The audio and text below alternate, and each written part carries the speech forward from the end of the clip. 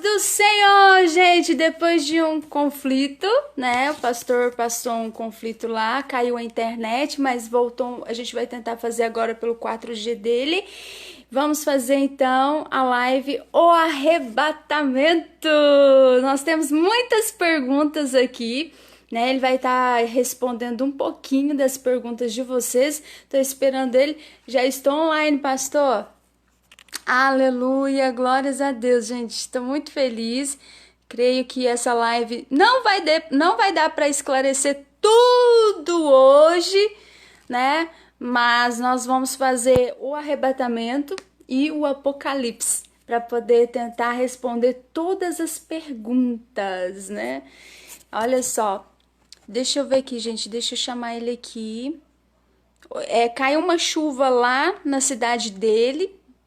Internet, né, deu um probleminha lá. E agora ele falou: vamos tentar ver se a gente faz pelo meu 4G. Então vamos tentar lá, vamos ver se a gente consegue, né? Justo hoje, gente, caiu uma chuva lá na cidade dele, lá em Curitiba, lá. E a internet saiu fora do ar. Ele falou assim: ó, vou tentar fazer pelo meu 4G. E a gente vamos tentar ver se a gente consegue fazer.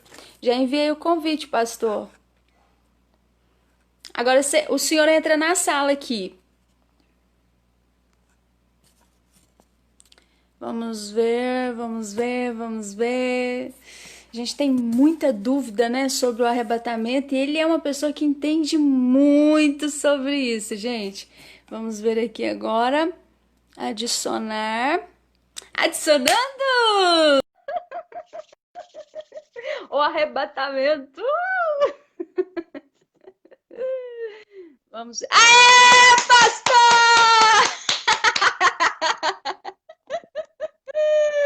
Vamos lá! Que dificuldade! Mas Deus é fiel! Aleluia! Paz do Senhor, pastor! Paz do Senhor, serva de Deus, tudo bem com a missionária Cláudia, com os internautas?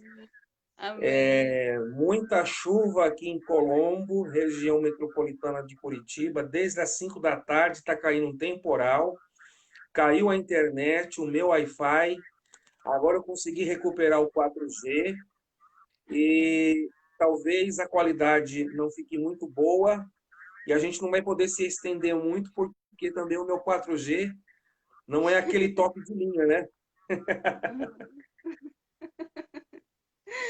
A gente vai conseguir fazer. Então, bom, pastor, hoje nós vamos falar sobre o arrebatamento. Eu gostaria, tem muita gente que tem muitas dúvidas, né? Então, a palavra é com o Senhor. Como que vai ser o arrebatamento, né? Eu gostaria que o senhor explicasse. Tem algumas perguntas aqui, se o senhor quiser depois responder, aí vamos fazer, né, as perguntas. Pode falar, pastor, sobre o arrebatamento. A palavra é toda sua. Quero cumprimentar minha amiga Vanessa Faria, que está entrando aí. Ela é de Santo André, ABC Paulista, esposa do meu amigo presbítero Valari, e do seu filho Felipe Gustavo. Deus abençoe a todos os internautas. Eu vou ler um texto aqui da Bíblia, primeira carta do apóstolo São Paulo aos Tessalonicenses, versos 13 ao 18.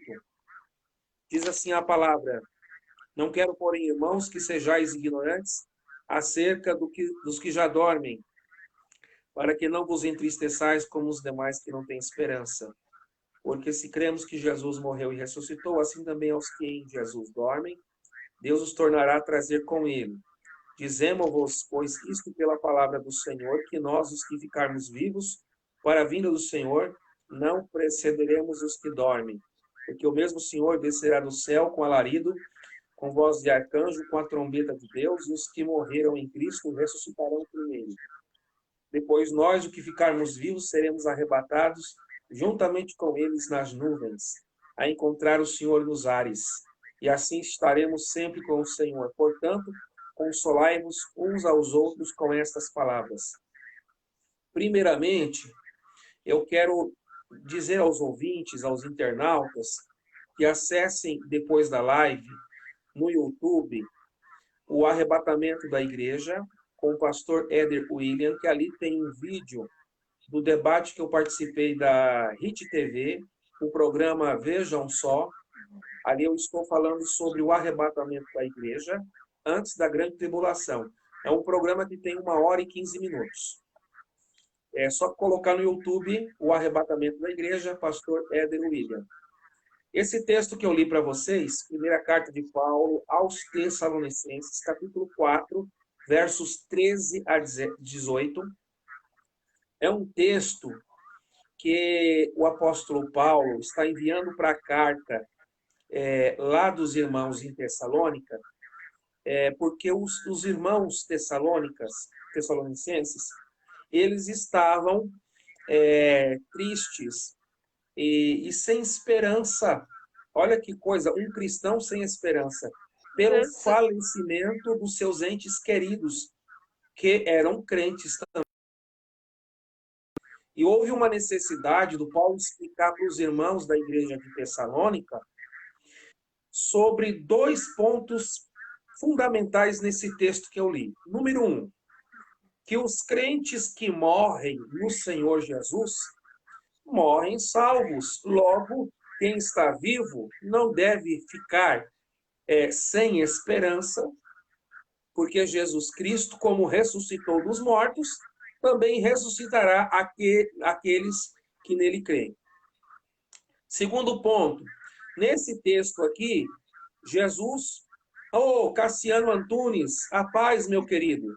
Eu fiz um mestrado junto com ele na Universidade Metodista. É um pastor muito querido. É um prazer tê-lo aqui. Bem-vindo. O segundo ponto é realmente o assunto da nossa live, o arrebatamento da igreja. Então, eu vou, mais uma vez, ler aqui o texto que diz assim. Porque se... dizemos-vos, verso 15, pois isto pela palavra do Senhor, porque nós, os que ficarmos vivos, para a vinda do Senhor, não precederemos os que dormem. Paulo está dizendo que é uma diferença, quando Jesus voltar, do que vai acontecer com os mortos salvos, isto é, a ressurreição dos seus corpos, e o que vai acontecer com os crentes vivos que estiverem preparados para o arrebatamento, que acontecerá por ocasião da vinda de Jesus. Veja bem, Jesus ele já veio uma vez como Cordeiro de Deus. A Bíblia diz que o Verbo se fez carne. Então Jesus ele já veio como Cordeiro de Deus para executar no Calvário a obra redentora da nossa salvação. Agora Jesus, segundo as Escrituras, voltará pela segunda vez em 2 fases distintas.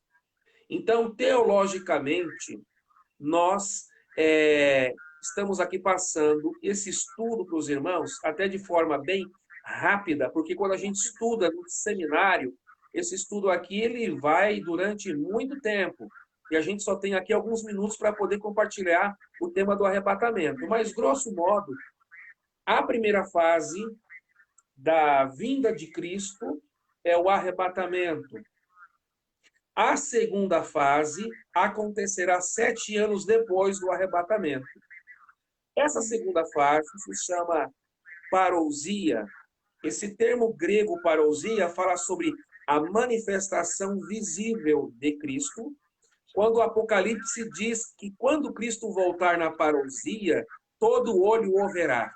Essa é a segunda fase da segunda vinda, que acontecerá no final da grande tribulação. Mas antes, teremos então a primeira fase da segunda vinda, que é o arrebatamento da igreja. Então, Paulo está falando aqui de crentes vivos e de crentes que já dormem no Senhor.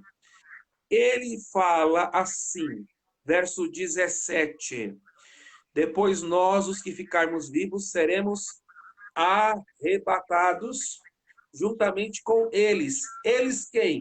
Os crentes que morreram salvos e agora foram ressuscitados. Na verdade, deixa eu trocar o verbo. Serão ressuscitados porque esse evento ainda acontecerá. Então, essa ressurreição aqui, a Bíblia chama de primeira ressurreição. A primeira ressurreição, ela tem fases. Paulo explica isso na primeira carta aos Coríntios, capítulo de número 15.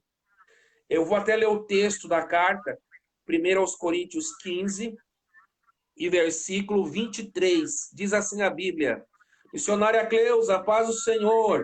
Missionária Cleusa é uma serva de Deus, muito abençoada, e ela é líder da União Jovem de toda a mocidade do nosso campo aqui do Cajuru. Tem uma família muito abençoada. Prazer tê-la aqui, missionária. 1 aos Coríntios 15, 23. Mas cada um por sua ordem. Paulo está falando sobre a ordem da ressurreição. Cristo é o número 1 da ordem. Depois, as primícias. Depois, os que são de Cristo na sua vinda.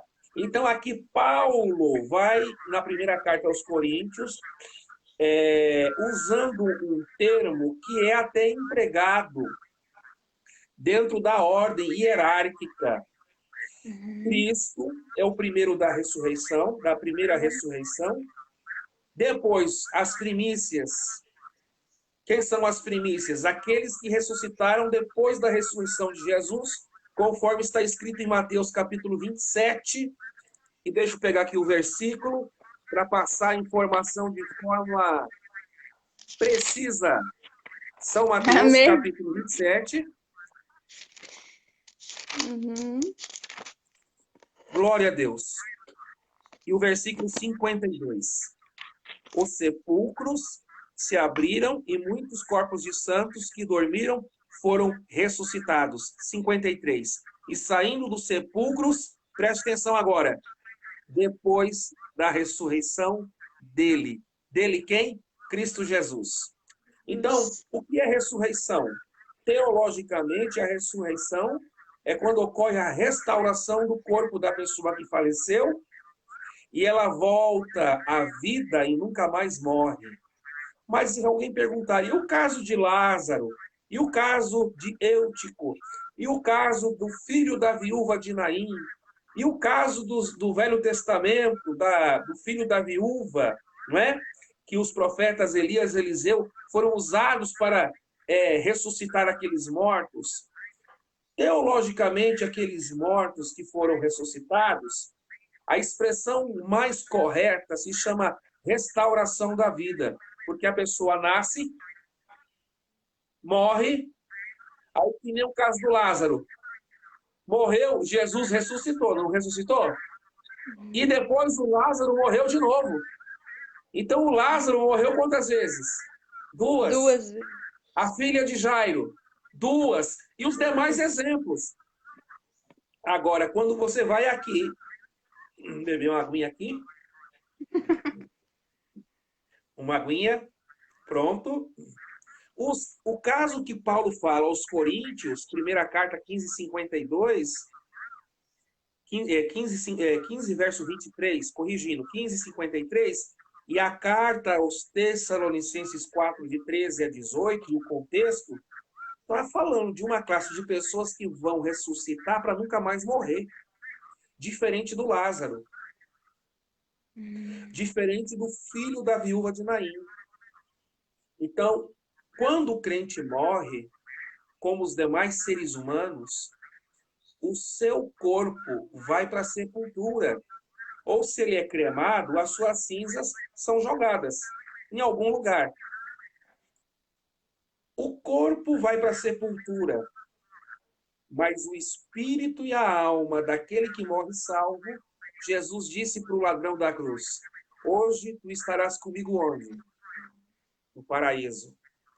Paulo diz na segunda carta aos Coríntios, capítulo 12, que o paraíso fica no terceiro céu. O primeiro céu é o céu atmosférico, onde os passarinhos estão voando e os meninos soltam pipa. O segundo céu é o céu estelar, onde estão os planetas, Sol, Lua, estrela e toda a galáxia. Mas o terceiro céu, onde está o paraíso, lá é aquele lugar que Jesus disse: na casa de meu pai há muitas moradas. O terceiro céu onde está a sala de comando do universo, onde está o trono daquele que reina para sempre e eternamente. Então, os espíritos dos falecidos estão no paraíso, isto é, no terceiro céu. Por ocasião do arrebatamento da igreja, os espíritos dos falecidos salvos vão encontrar com seus restos mortais, onde quer que eles estejam, nas profundezas do mar, nos cemitérios, onde quer que eles estejam.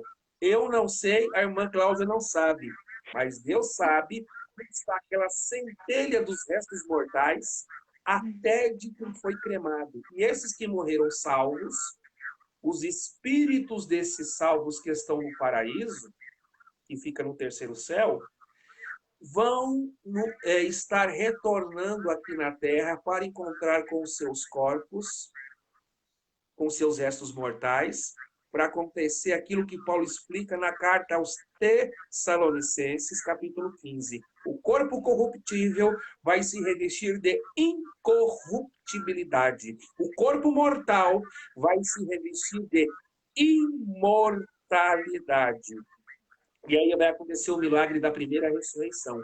Concomitantemente, isto é, ao mesmo tempo que acontece a primeira ressurreição, o Senhor Jesus, ele vem, fica nos ares, porque aqui a palavra que eu li está dizendo que o nosso encontro com o Senhor será nos ares. E nesse momento que acontece a primeira ressurreição, ao mesmo tempo, a Bíblia nos diz, conforme a leitura de Paulo aos Tessalonicenses de 13 a 18, que os crentes vivos, os salvos vivos, eles serão transformados, isto é, arrebatados, porque esse corpo de carne e osso aqui, esse corpo mortal, ele não pode entrar no reino da glória de Deus com a sua corruptibilidade, com o seu processo de envelhecimento. Então, lá no céu, meus amados, quando a gente entrar lá com o corpo glorificado, lá não vai ter branco, preto, azul, amarelo, baixo, gordo, alto, não. Lá nós teremos uma estatura espiritual que Paulo diz assim, ó, estatura de varão, estatura de varoa perfeita. Então, meus amados irmãos, essa transformação do nosso corpo dos salvos vivos, isto é um milagre, e a teologia não consegue explicar milagre. Ou você crê na palavra, ou você não crê. Então, a teologia não consegue citar o que é milagre. Por mais que você pegue um livro aí escrito Conceito de Milagre. Milagre ou você aceita pela fé na palavra de Deus, ou você não aceita. Por isso que nós somos chamados de crentes, porque nós cremos na palavra como nossa regra de fé e prática. Então, por ocasião do arrebatamento da igreja, acontecerá simultaneamente dois eventos extraordinários. Os crentes mortos que morreram salvos serão ressuscitados. Primeira ressurreição. E os crentes vivos que estão preparados serão transformados e arrebatados. Por que arrebatados? Porque essa palavra diz aquele que é arrancado com força, aquele que é tomado, aquele que é tirado. E nós temos dois casos clássicos na Bíblia de crentes arrebatados, isto é, que não provaram a morte. Enoque e Elias. Enoque e Elias são dois casos de exemplos bíblicos de crentes piedosos que não provaram a morte e foram arrebatados. O Enoque desapareceu. A geração do Enoque era uma geração apóstata. A corrupção, o pecado e toda essa questão de uma geração que andava desviada, sem Deus, e sem rumo e sem beira, como diz o ditado, foi a geração de Enoque. Mas Enoque resolveu andar com Deus. Elias também viveu um momento de uma sociedade corrompida. Haja vista o caso do rei que comandava aquela nação e da rainha que mandava nele, a Jezabel e o Acabe. Mas o Elias, ele fez a diferença. O Elias, ele andava na contramão do sistema. Elias tinha compromisso com Deus e com a palavra de Deus. Elias, ele santificava-se ao ponto de Deus resolver mandar um redemoinho, e nesse redemoinho ele desapareceu, e quando Eliseu procurou Elias, ele já tinha subido no redemoinho, e nesse redemoinho Elias foi arrebatado. Depois ele vai aparecer para a gente lá em Mateus 17, batendo um papo com Moisés e com Jesus, no Monte da Transfiguração. Mas alguém pergunta, mas Moisés não morreu? Morreu. Mas o Elias não foi arrebatado? Foi arrebatado. E como que eles estão conversando com Jesus na Transfiguração? Paulo diz nas suas cartas que Deus não é Deus dos mortos, Deus é Deus dos vivos. Vivos! Moisés desceu à sepultura e Deus escondeu o corpo de Moisés. Existem algumas teorias por que Deus escondeu o corpo de Moisés. Uma das teorias é que Deus escondeu o corpo dele para o povo de Israel não fazer peregrinação e praticar idolatria, venerando o seu jazigo com seus restos mortais. É uma tese, ok? Agora, amados irmãos e amadas irmãs, o assunto é o arrebatamento. Enoque foi arrebatado, Elias foi arrebatado, e a igreja do Senhor Jesus, lavada e remida no sangue do Cordeiro. Paulo diz, será arrebatado. E o texto diz assim, ó, depois nós, os que ficarmos vivos, seremos arrebatados juntamente com eles. Já expliquei. Com eles onde? Nas nuvens, porque Jesus não coloca no arrebatamento o pezinho dele na terra. Zacarias, capítulo 14, diz que quando Cristo volta, ele põe o pé no Monte das Oliveiras. Espera aí, põe o pé ou não põe? No arrebatamento, Jesus vem nas nuvens. Mas na parousia, 7 anos depois que terminar a grande tribulação, Jesus vai colocar os pés no Monte da Oliveira e todo olho o verá. Mas vamos voltar para o arrebatamento. Jesus ele vem nas nuvens e o texto diz, ó, encontraremos o Senhor onde? Nos ares. E assim estaremos com o Senhor quando? Quanto tempo? O texto diz, para sempre. Esta é a nossa esperança. Eu sei que a situação no país não está fácil. A gente sabe que a situação do planeta não está fácil. Estamos na expectativa para a indústria farmacêutica fabricar uma vacina, para esse problema da pandemia ser resolvido. Mas eu quero dizer aos meus queridos internautas que a nossa esperança está aqui, ó. Na palavra. Por isso somos crentes. A nossa esperança está no Senhor, missionária Cláudia. A nossa esperança está em Jesus. Então, quando Jesus ele vem nos ares, aí alguém pode perguntar assim, mas pastor, lá em Apocalipse 1, verso 7, está escrito que todo olho verá Jesus, porque então é a parousia, a manifestação visível no final da grande tribulação. Mas eu estou agora aqui fazendo uma live com um tema que foi solicitado pela nossa missionária Cláudia, que é o arrebatamento.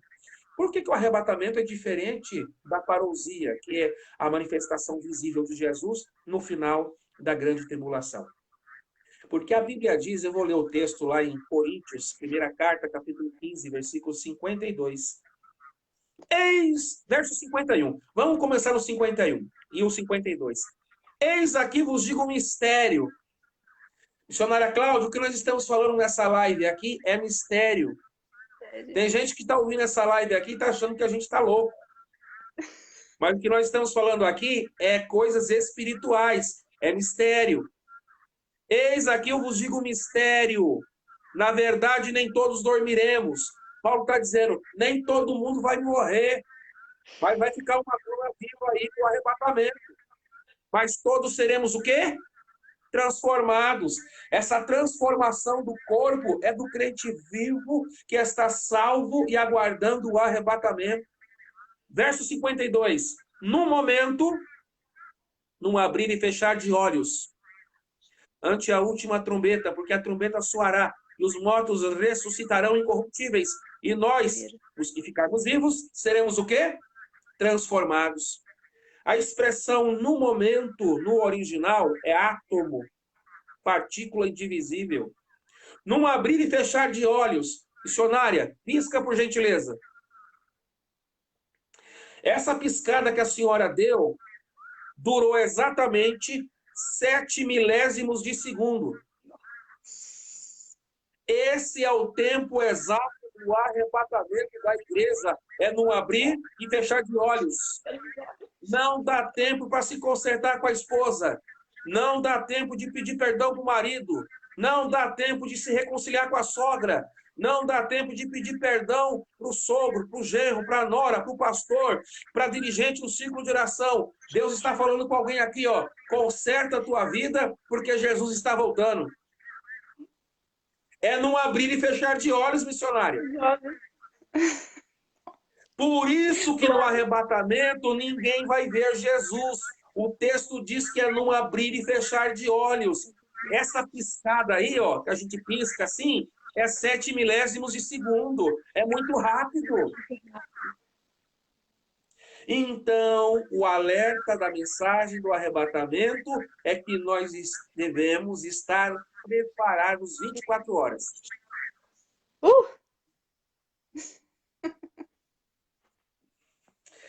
Fique à vontade para fazer perguntas, colocações.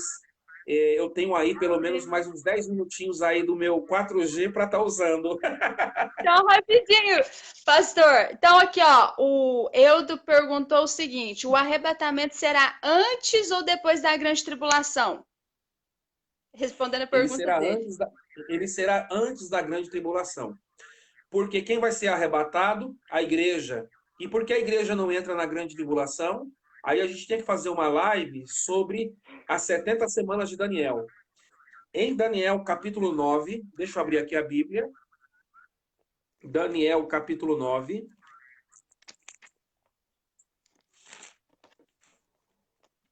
Versículo 24. Está escrito assim, Daniel 9, 24. 70 semanas estão determinadas sobre o teu povo e sobre a santa cidade. O anjo está falando isso daqui para quem? Para Daniel. Quem é o povo de Daniel? O povo judeu. Então, as 70 semanas escatológicas estão determinadas para que povo? Para a igreja ou para os judeus? Para os judeus. Para que serve a grande tribulação? Para colocar Israel no centro da vontade de Deus. Porque Israel rejeitou Cristo Jesus como Messias. E o látigo, o chicote, a correção, a reprimenda de Deus que vai resolver esse problema se chama grande tribulação, que é a última semana de Daniel, chamada 70ª semana escatológica de Daniel, que é uma semana de anos. A nossa semana aqui tem dias, uma semana, 7 dias. A semana escatológica na Bíblia é semana de anos.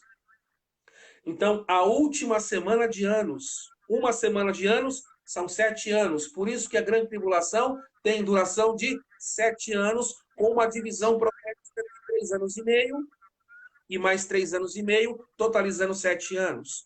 Então, respondendo ao nosso querido internauta, Deus disse na boca do anjo, e o anjo transmitiu a palavra de Deus para o profeta Daniel, que as semanas escatológicas estão destinadas para o povo judeu. Logo, a igreja está isenta de passar pela grande tribulação, porque será arrebatada antes. Assim como Deus guardou Enoque. Enoque não participou do dilúvio. Ele foi arrebatado antes. E a Bíblia diz sobre a vinda de Jesus que é comparada com os dias que antecederam o dilúvio. Diz assim, ó, como foi nos tempos de Noé, assim também será na vinda do Filho do Homem. Enoque foi arrebatado antes do dilúvio, o remanescente fiel. E Noé entrou na arca e participou do dilúvio. O Noé está representando ali o povo judeu que vai participar da grande tribulação. Mas no final dos 7 anos, quando ocorrer a parousia, o Senhor Jesus ele será reconhecido como o Messias que Israel estava aguardando, segundo as profecias do Velho Testamento.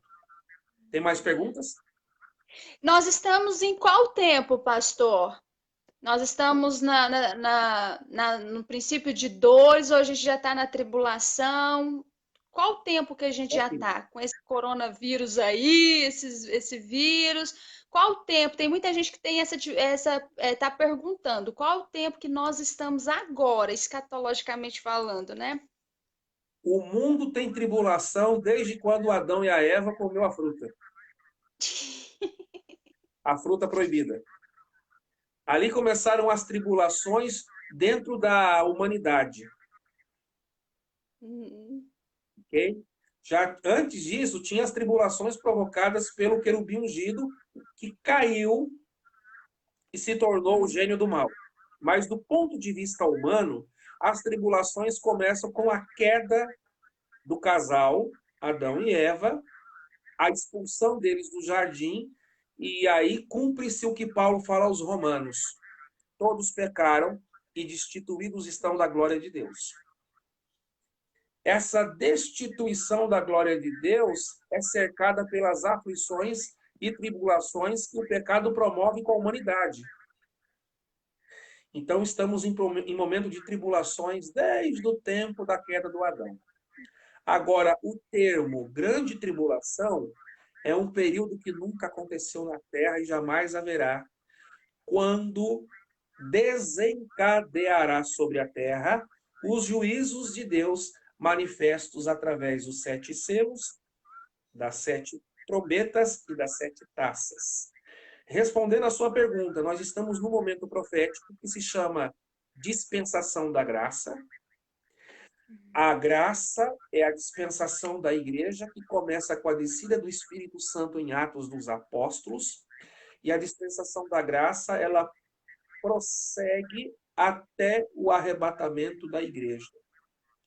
Mas nos momentos que antecede a vinda de Jesus para arrebatar a sua igreja, Jesus usa uma expressão muito forte no capítulo 24 do Apocalipse. Ele fala sobre o princípio de dor. E aí eu chamo a atenção dos irmãos para a leitura do capítulo 24 de Mateus, versos de 1 a 13. Eu não vou ler porque são muitos os versículos.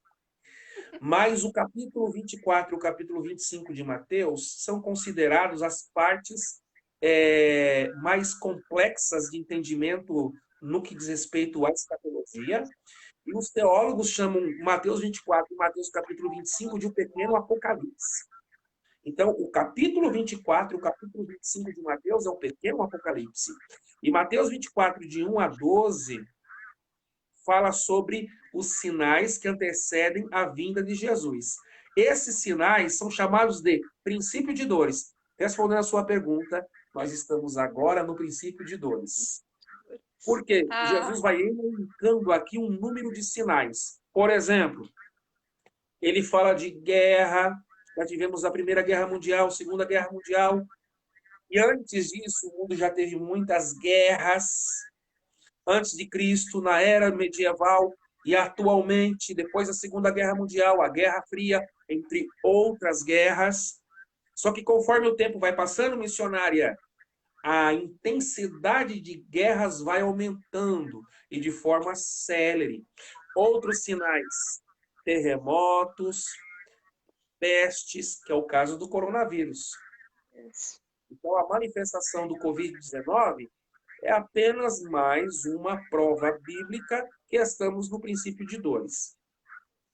Aí fala de reino contra reino, fome em vários lugares, gente atormentada, se matando, odiando, e um traindo, escândalo, aborrecimento, falsos profetas, falsos cristos, e o amor de muitos se esfriando. Tudo isso já se cumpriu. Então, se a irmã perguntar o que está faltando para acontecer, Jesus voltar para buscar a igreja no arrebatamento. Os sinais, em princípio de dores, já estão cumpridos. Isto significa que a vinda de Jesus é iminente. E a qualquer momento, esse povo aí que tem o nome no livro da vida, que é ridicularizado, chamado de quadrado, carola, cafona, povo doido. O povo que tem o nome no livro da vida, esse povo que é salvo em Cristo, eles serão transformados num abrir e fechar de olhos. E os nossos irmãos que morreram salvos serão ressuscitados com o corpo glorificado. Essa é a nossa bendita esperança. Ei, pastor, tá perguntando aqui a Vanessa, todos ouvirão o som das trombetas, ou salvos e não salvos? Todos ouvirão do arrebatamento ou não? Não, Só esse os toque de salvos, né? trombeta aí, essa trombeta, irmã Vanessa, não é o mesmo som da trombeta que se toca numa orquestra. Não. Pelo músico. Não. O som dessa trombeta será tocado por um ser angelical. E esse som é um som espiritual. E só vai ouvir quem é espiritual. Eu vou ler aqui o texto de Tessalonicenses 4:17, primeira carta. Depois nós, os que ficarmos vivos, seremos arrebatados juntamente com eles nas nuvens. Desculpe, é o verso 16. Vamos para o 16. Porque o mesmo Senhor descerá do céu com alarido, voz de arcanjo, trombeta de Deus. Eu não vou entrar aqui nos detalhes de voz de arcanjo e trombeta de Deus, porque são assuntos que vão entrar dentro do cenário do Apocalipse, na grande tribulação. Mas o alarido vai ser o chamado, que a irmã Cláudia vai ouvir. A irmã mora em que cidade? Piracicaba, São A irmã Paulo. vai estar lá no rio de Piracicaba, comendo aquele peixe na Rua do Porto. A irmã vai estar lá com o seu esposo comendo peixe na Rua do Porto. De repente, o alarido é a voz do toque, da chamada do Senhor dizendo: Cláudia, sobe cá. Missionária Cleusa, sobe cá. Missionária Neide, que está aqui me ouvindo? Pastor Edson, meu amigo, sobe cá, Edson. Quem está mais aqui? Vanessa, sobe cá. Rosa Maria, Rosa, sobe cá. E aí vem outro. Daniele. Mas tem muitas Daniele no planeta Terra. Mas Deus vai te chamar pelo teu nome. E só você vai ouvir. E quando você ouvir, não abrir e fechar de olhos. Quando você abrir os seus olhos, você já não vai estar mais na Rua do Porto comendo peixe. Você vai entrar numa esfera que Paulo diz que depois do arrebatamento, a igreja vai ser introduzida no tribunal de Cristo para o recebimento dos galardões. E todo o trabalho que estamos fazendo no reino de Deus e que não somos reconhecidos aqui na terra, lá na glória, depois do arrebatamento, nós receberemos a recompensa do nosso trabalho. E depois que cada crente receber o seu galardão, nós vamos para a festa. Nós vamos entrar num lugar que Salomão disse assim: e levou-me à sala do banquete, e o seu estandarte em mim era o amor. Há um lugar reservado no céu chamado sala do banquete. Lá vai acontecer o que Jesus falou na última ceia que ele participou. Ele não tomaria mais do suco daquela vide até que ele tomasse novamente no reino do Pai. Juntamente com os patriarcas, juntamente com os personagens do Velho Testamento, juntamente com os discípulos e os apóstolos do Novo Testamento, e juntamente com os meus queridos irmãos internautas que estão aí, preocupados com o coronavírus. Eu vou morrer ou não vou morrer? Eu não sei se você vai morrer, mas uma coisa eu sei: se você ficar fiel até a morte, você vai entrar na sala do banquete. Eita! Aleluia! Oh, aleluia! Então eu quero agora dizer aos irmãos que nós vamos entrar na sala do banquete. E a festa judaica do casamento, na época bíblica, 7 dias. E agora vamos ficar 7 anos na sala do banquete, participando daquele Da fé. momento em que a noiva que é a igreja, se torna a esposa do Cordeiro, porque hoje nós somos a noiva, mas a noiva se torna a esposa no dia do casamento. E o casamento é exatamente o arrebatamento, porque assim como o pai, ele conduz a sua filha, que é a noiva, e entrega para o noivo. Sabe quem vai entregar a gente para Jesus na hora do arrebatamento? O Espírito Espírito Santo. Santo. E assim como a gente, Aleluia. e assim como a gente convida as testemunhas para participar do casamento, Casamento. os noivos convidam as testemunhas, né? As testemunhas da noiva, do noivo e os convidados. Vai ter uma corte angelical aguardando a entrada da noiva com vestes brancas. Vestes que foram lavadas no sangue do Cordeiro. Olha que coisa linda! O sangue é vermelho, mas o sangue vermelho lavando a roupa deixa a roupa branca. E o Aleluia. Espírito Santo Pastor. vai entregar, então, o Espírito Santo vai entregar a igreja para Jesus. E quando Pastor. Jesus receber a igreja, eu vou olhar para os meus queridos internautas, a irmã Helena Teodora Carastan, e eu vou fazer assim para ela, ó. Valeu a pena, irmã Helena, serviço de Deus. Eu vou olhar para a irmã Jacira, que mandou um glória, eu vou falar para ela, porque é o seguinte, a pergunta que muita gente quer saber, a gente vai ser reconhecido no céu? Nós vamos É. se reconhecer? Sim, nós nos reconheceremos no céu, mas Glória a não Deus. haverá, não haverá, não haverá. Eu vou repetir, não haverá lembrança do grau de parentesco, porque Jesus diz que lá no céu não será marido com esposa, não.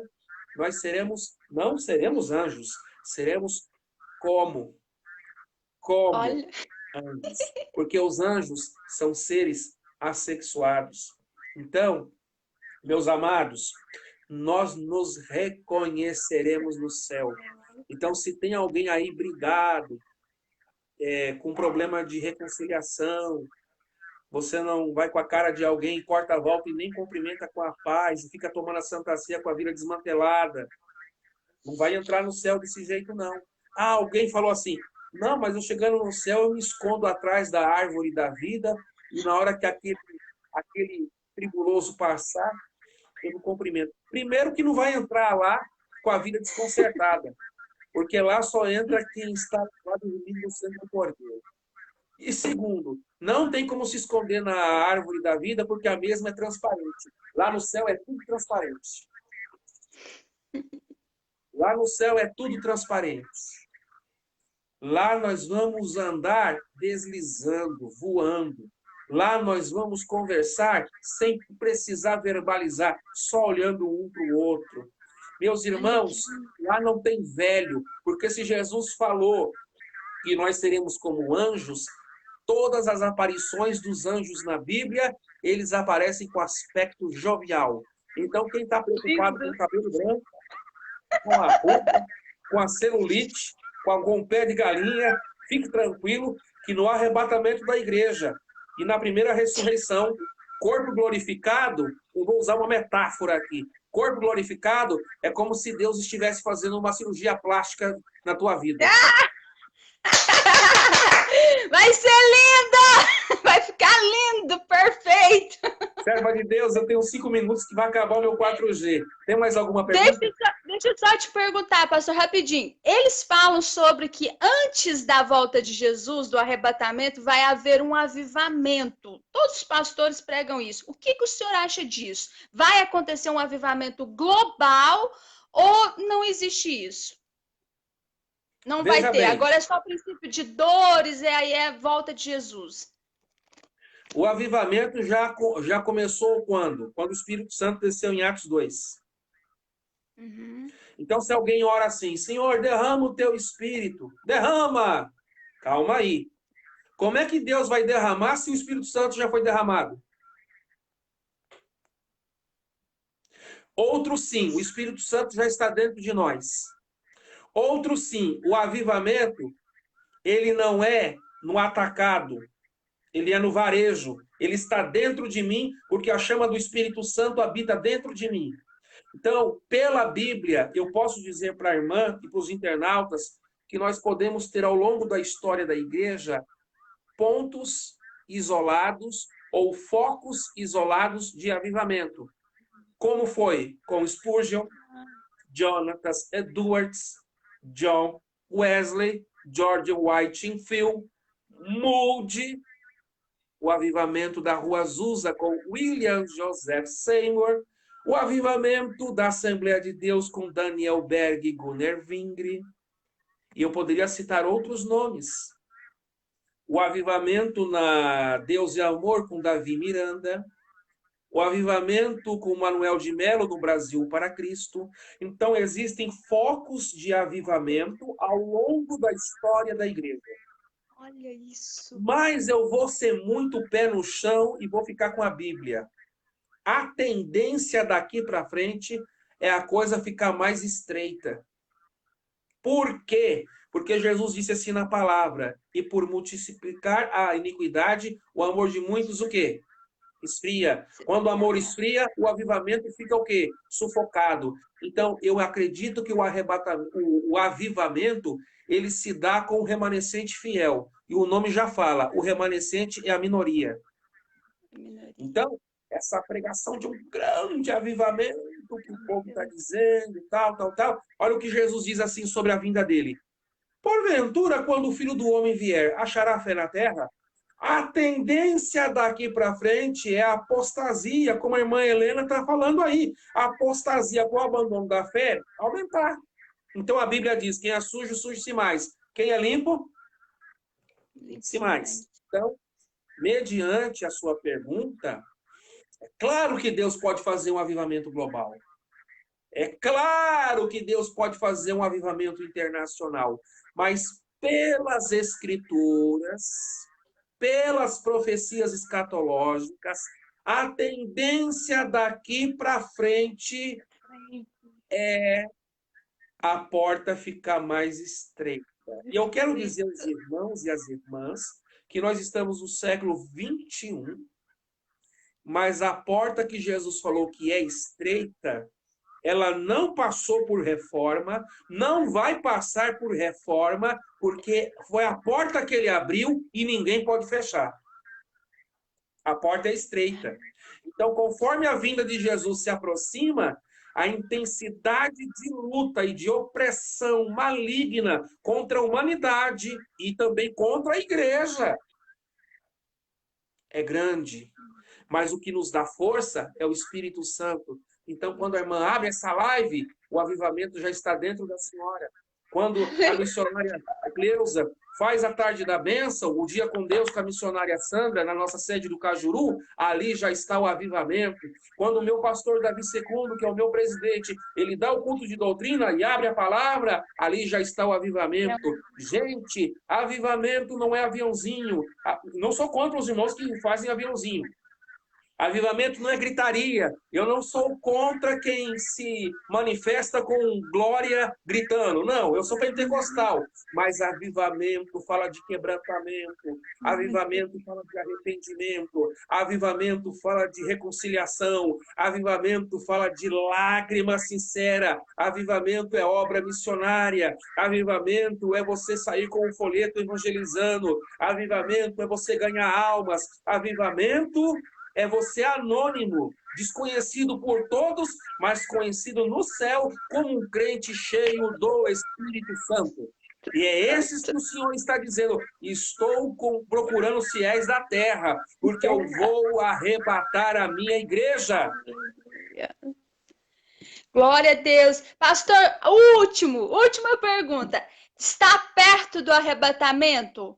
Está perto de... Porque eles falam data, fica pondo data, né? Isso aí, Não, Jesus já falou que eu é, seria um irresponsável, eu sabe? seria um herege, eu seria um doido varrido, eu seria um pastor sem juízo na cabeça se eu dissesse data que está perto ou que está longe.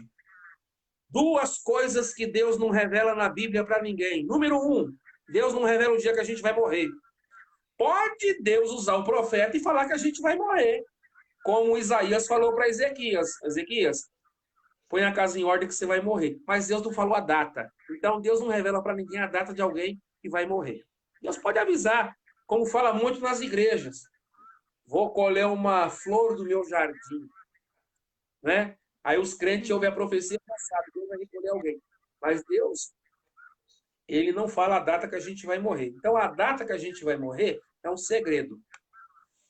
Isso é muito bom porque nos dá um despertamento para a gente estar 24 horas em estado de vigilância, santidade, para não perder o arrebatamento. Que o arrebatamento é o trem que vai passar numa hora que você não sabe, e você tem que estar na estação. Se você não estiver na estação, o trem passa e você fica, porque você não estava na hora que ele passou, só que ele não avisa o horário.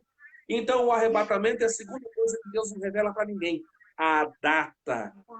Quem tiver por aí escrevendo um livro, mandando vídeo na internet, dizendo que está longe ou que está perto, perdeu o juízo. Por quê? Porque a Bíblia nos diz que isto é um assunto da alçada de Deus. Ponto Deus. final, hashtag pronto falei. Simples assim. Então, pelos sinais, tudo indica, né, pastor? A gente não sabe a data, então, ninguém sabe, né? É isso aí. Gente, então não vamos segurar mais o pastor, que ele tem mais Minha, live para fazer, né? Pode falar, pastor. Não, eu quero só agradecer o convite. Amém. Minha Também. esposa, a missionária Leila, está mandando um abraço para a senhora e para Amém. todos os Um abraço. internautas. Trago também a saudação do meu presidente, pastor Dr. Davi Secundo, que é o presidente da nossa Convenção do Estado do Paraná e do Campo do Cajuru, e da Igreja do Jardim Planalto, onde eu sirvo a Deus, dirigindo aqui, representando o meu pastor, em nome de Tem um Jesus. monte de pergunta aqui para o senhor. Fica para outra live, que agora meu 4G está acabando e eu preciso agora ir para o culto. E 10 da noite eu tenho uma live que eu queria. Eu posso fazer o convite aqui para o pessoal? Amém. Irmãos, eu vou receber hoje no meu Instagram, não é no Face, não. No meu Instagram, às 10 da noite, o pastor Rodrigo Sueiro. A irmã conhece aquela música? Creio que tu és a cura. Então, o Rodrigo Sueiro vai estar hoje na live, ele vai cantar uns hinos aí, vai ser uma bênção. E é um pastor muito querido, muito amigo, foi meu aluno de teologia também. Ele é presidente da ADAI, da Igreja do Alto do Ipiranga. E eu quero convidá-los para estarem comigo na live às 10 da noite no meu Instagram, @eder.william. Muito obrigado. Aê! Então, o pastor Cristiano Moraes, aqui da Igreja Transcultural, está aqui presente também. Que Deus abençoe ele. E muito obrigada, pastor, pela sua presença aqui. E depois, vamos, se o senhor quiser, tem umas perguntas sobre as trombetas e tal. Se o senhor quiser aí permitir, a gente pode fazer outra live aqui falando sobre o Apocalipse. Amém. Vamos marcar outro. Deus abençoe, pastor. Muito obrigada. Fica na paz. Tchau, tchau, gente. Beijo no coração. Paz do Senhor.